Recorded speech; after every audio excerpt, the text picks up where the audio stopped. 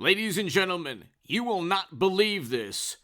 To highlight how frivolous this absurd case against Trump is, former President Donald Trump awarded nearly $122,000 today in attorney's fees from Stormy Daniels. The award came after Trump pleaded not guilty after being charged with 34 felony counts. This is a Fox News article. Newsweek, Trump gets good news about Stormy Daniels' case while in court. The man is awarded $122,000 in attorney's fees. This is absolutely hilarious. And you have a situation where this is what collectively Trump's firm attorneys obtained over $600,000 in attorney's fees awarded in his favor from the meritless litigation initiated by Stormy Daniels. So this is just unbelievable. Another article, Stormy Daniels now owes $120,000 more to Trump in legal fees. This is an ABC News article. Daniels was already ordered to pay $300,000 in legal fees following a failed defamation suit. Oh my God. After today's ruling, Daniel owes former President Trump an additional $121,962.56 in legal fees. So according to Harmeet Dillon, his attorney, one of his attorneys, top attorney for former President Trump, they've obtained around $600,000 in judgments from Stormy Daniels, the key witness in this case. Hit subscribe to this channel right now. This is unbelievable news. This is absolutely hilarious. And it just shows, first of all, going after Trump, New York Democrats going after Trump was purely a political stunt.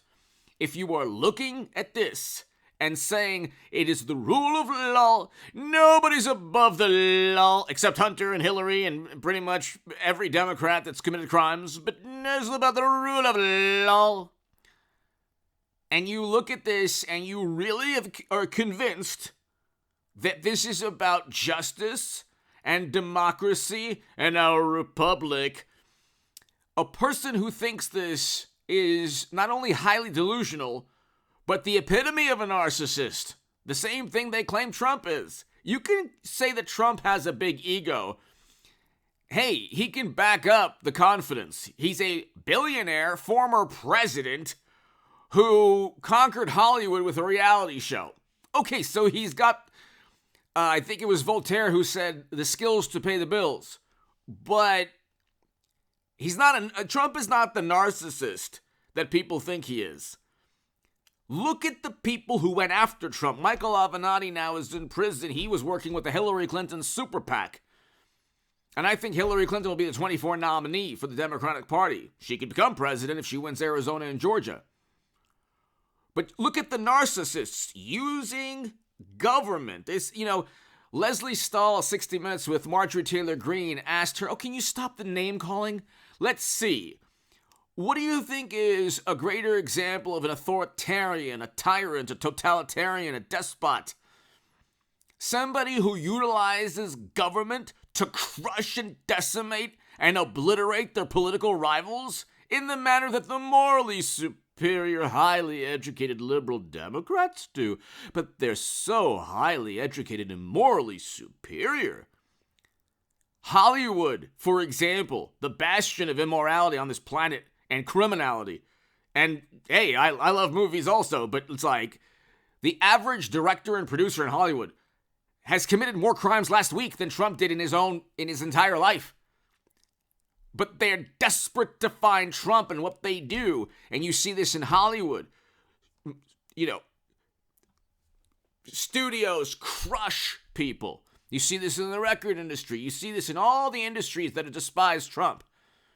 The greatest narcissists use bureaucracy, misuse the law, manipulate legal statutes, utilize loyalists on the state level and in bureaucracy, whether it's a corporation or the government, to crush and obliterate and decimate and torment their adversaries. That is beyond a narcissist. That is pure evil to do that. And Trump never did that. They got him on an ellipsis because simply asking about Biden's potential criminality is the house of cards within the Democratic Party could tank. So they said, we have to indict, we have to impeach. Then they say Trump incites, and he incites. It was $1 to $2 billion in property damage, 14,000 arrests, 19 lives lost that summer. And I support why people demonstrated, but I don't support the carnage. Fiery but mostly peaceful, CNN, a reporter. I mean, what world do you have to live in to watch CNN with a reporter and the buildings in flames behind the reporter? And, that's why you should hit subscribe to this channel right now. Read my writing in The Hill, The Huffington Post, Salon, The Jerusalem Post, The Federalist, other publications. The Patreon's below. Super Thanks is below. Because I'm not going to stand in front of a building, God forbid, in flames like a CNN journalist. And these are the people who think that Trump is a monster. Trump defeated Clinton, and he did so in an irreverent manner. You can dislike Trump all you like. You can say that he's a monster, a menace. We had record low poverty with Trump. We did not have an invasion in Europe. We had a better world objectively with Trump. We had record highs in household median income. And inflation was 2%. Real wages were up under Trump. Real wages are down big time under Biden. And there are bank runs. And who caused the toilet paper runs? Was it Trump? No, it was the apoplectic, morally superior among us who said if you got a coffee, if you went to get a coffee, you couldn't get a coffee, okay? You couldn't go and get a nice meal at a restaurant because that was the equivalent of a guillotine to the morally superior, highly apoplectic, but always highly educated liberal Democrats. That was not Trump's doing his last year in office. And now it's this, they have loyalists and they have, people, virtually all of media, and still you have almost all of media. You had all of Twitter up until Elon Musk. You have most tech algorithms still, Hollywood, record industry.